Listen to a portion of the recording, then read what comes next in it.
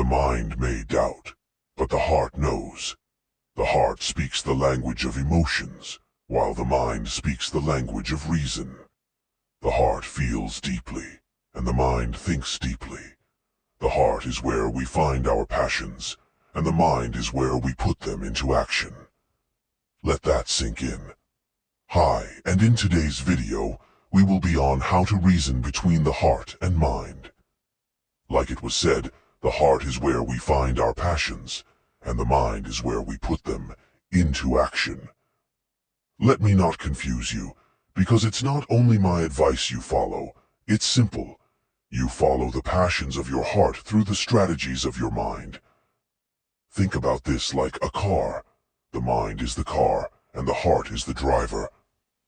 Why? Because the mind helps you to get where you want to go, and the heart chooses the destination.